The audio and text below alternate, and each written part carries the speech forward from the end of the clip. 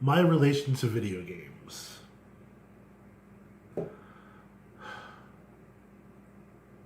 My current relationship to video games is minuscule.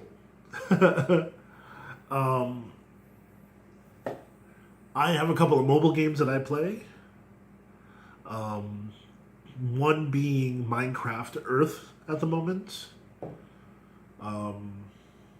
Wordscapes. And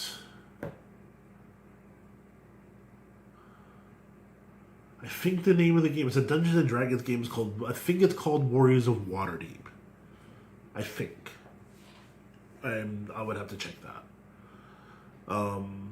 These are the games that keep me occupied when I'm bored, when I'm not doing anything, or if there's nothing on TV. I haven't been able to commit myself to sitting down in front of my computer and just spending a few hours playing video games. I would love to make the time to do that. Basically because I love video games. I love all games, really. Let's see. We started off with, I think it was an Atari 2600? Not exactly sure. Could have been an earlier model than that. But we had an Atari when growing up. And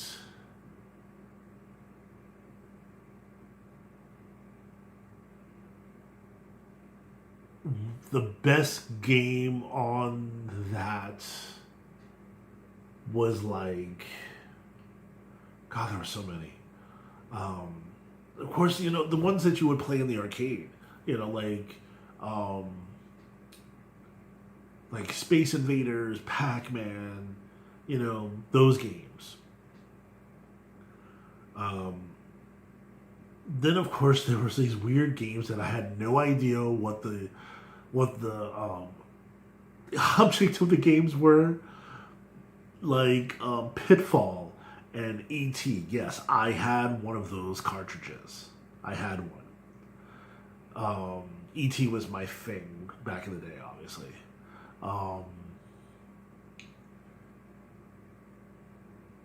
Later on, we, I want to say when my cousin's Atari broke, we gave it to him. I'm not sure, though. I would have to check with the family about that. But then we did get a Nintendo's NES, the Nintendo Entertainment System. And of course, we had a blast with that. We had Mario, Duck Hunt. I had Zelda. I played Zelda a lot. Had no idea what I was doing and never finished the game. Which didn't stop me from playing other Zelda games, but of course after that I switched away from Nintendo. But I'll get to that in a second.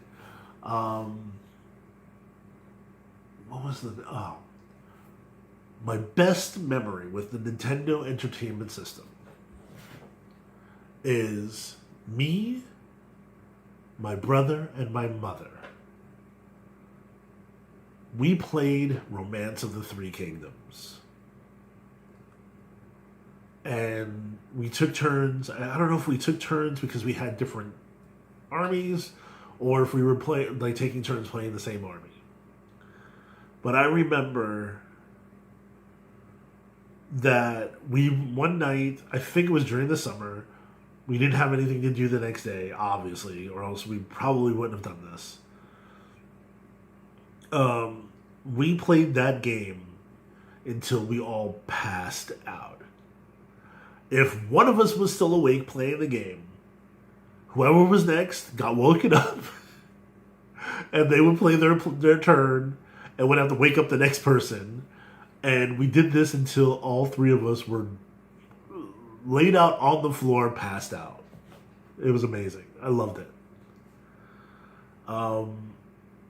Then, as soon as I joined the army, and as soon as I was able to buy my own console, I bought myself a Sega Genesis. Now, we had a neighbor. His name was Amir. And he had the Sega Master System, which introduced me to Sonic for the first time.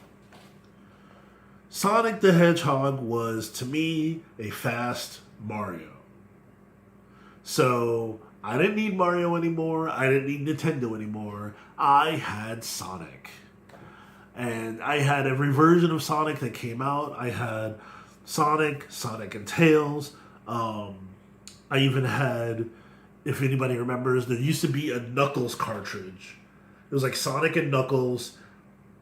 And then the top of the cartridge would open up. And you could put another Sonic cartridge into that one, so that you can play with Knuckles in the other games. Because I don't know if it was like new areas, or if the areas that they already made were already planning for Knuckles to be in it. So you would go back with Knuckles into the other areas, and you would play through the entire game because there was no new stuff to see and new areas you could get to, because Knuckles could fly, Knuckles could bust through walls, stuff like that. So Sonic was my dude. Then as soon as I got the Sega Genesis, I got everything for the Sega Genesis. I had, and possibly still somewhere have, the Sega CD that had like 4 games to it or whatever. There was like this game where you were running through the sewers and you had to time things right. Power Rangers game. And of course there was a Sonic CD, which was the game that I would play the most. Oh, and there was like some Afterburner game as well. Afterburner was on there as well. Then there was also the 32X. And this is bringing games, okay, you gotta remember, you had Atari, which was 8-bit. Then you had Nintendo, which was 8 to 16-bit-ish. And then the Sega was 16-bit, but you still, you had this piece called the 32X. The 32X made it 32-bit graphics. Without that, which blows my mind right now, without that, you couldn't play like the old Star Wars arcade games, where you were like, there was one where you were doing the trench run. It's just a bunch of lines on the screen. Why do I need 32-bit graphics for this? This is like 1-bit graphics, and I needed it. It was beyond me.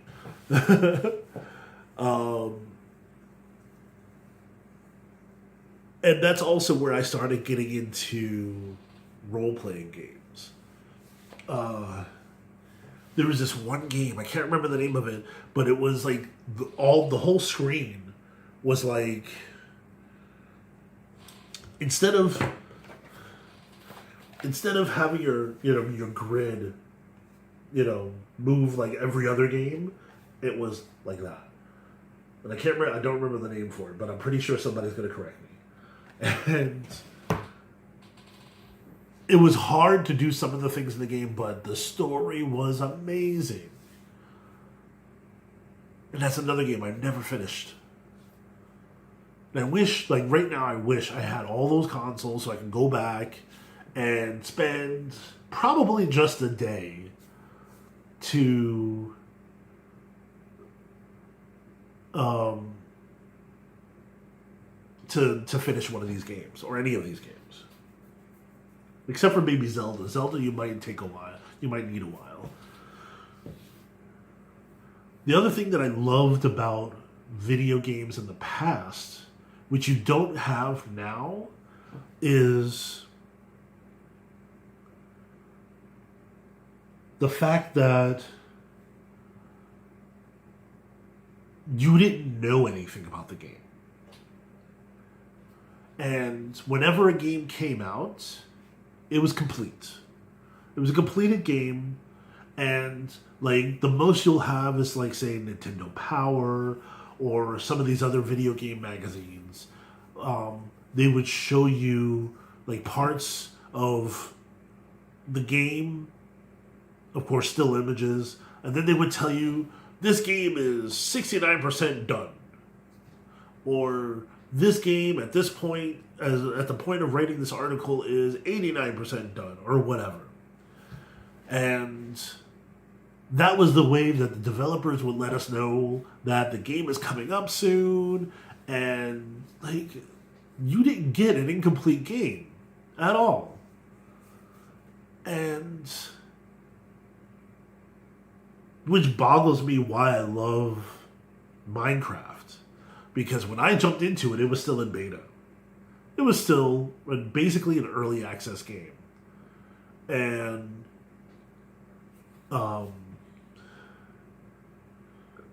after Rust,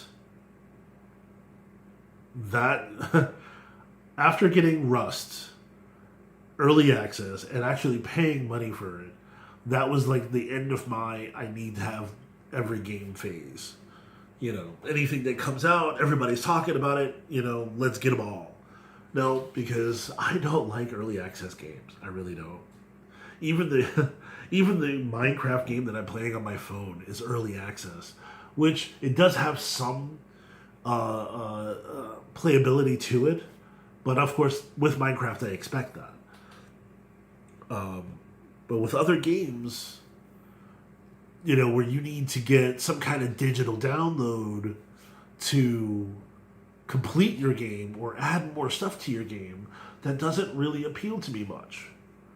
Now, for fighting games, I get it. You get an update because a new character is coming in, or that they're going to be adding new characters. I get that. That I get. Racing games, if they want to add new tracks, I get that.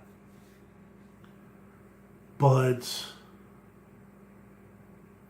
on, say, an RPG, I don't get it.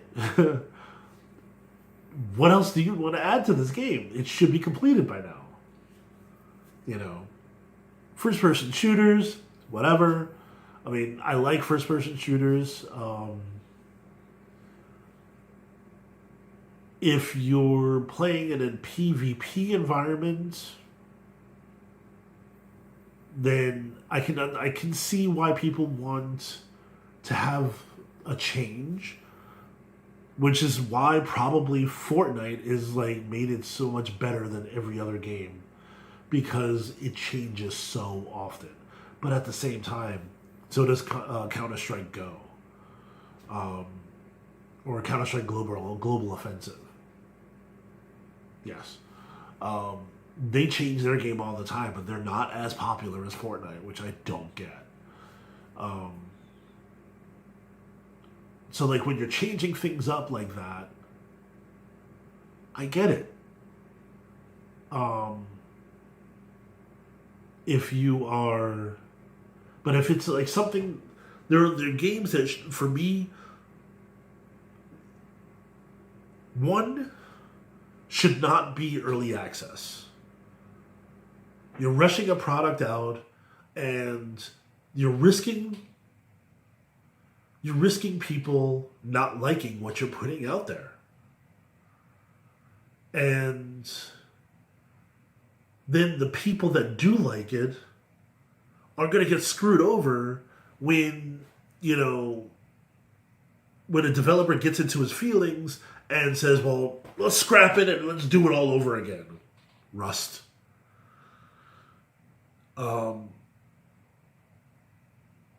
then you lose fan base, you know. Some games it works, some games it doesn't. If it's an open world game, like say 7 Days, I think it was 7 Days to Die. It's a zombie game. It's an open world game.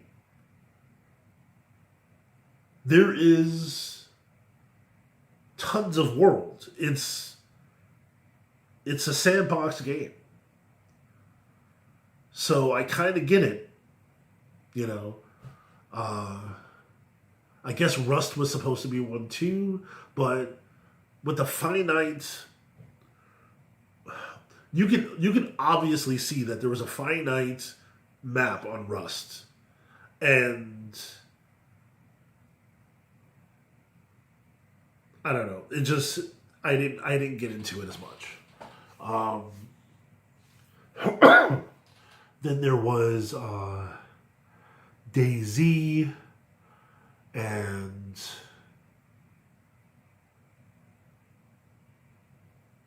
what else was there? There were some other ones that was also, it was the same thing. I didn't get why they were early access at all.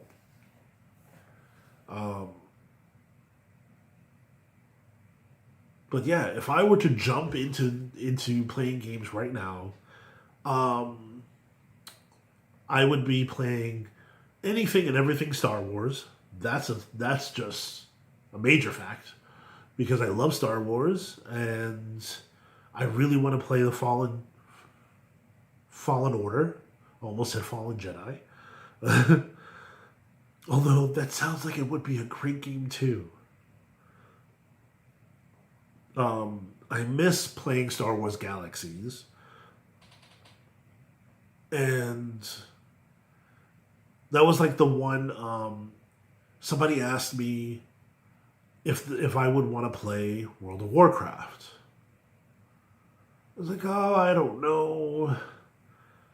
It's not my thing. But it was more like I didn't know much about the game. So a friend of mine invited me over. And he's like, hey, why don't you just, play for a little bit? So I was like, okay, let me see what this game's about. And me as an artist, it turned me off immediately. Because at that time, the models, whenever the characters would move, you would see weird, strange creases in their arms, in their legs, in their torso. And this is before learning anything about 3D modeling. But I knew enough about 3D modeling to know that looked like shit. Now, today, if somebody said, hey, would you try World of Warcraft? My answer would be no, because I don't have the money to pay for a subscription to be playing over and over again, because that Star Wars Galaxies took up a lot of my life. So, that was my getaway at the time. Then we went over to, when Star Wars Galaxies ended, went over to Star Wars, The Old Republic. And I loved that game too. It made a little bit more sense than Star Wars Galaxies, because Star Wars Galaxies got to the point where everybody was a Jedi, but you're sitting on Tatooine. You are on various planets where, during a time frame where there should not be that many Jedi. And if there are, they should be in hiding somewhere. So they took away the whole build yourself up to a Jedi.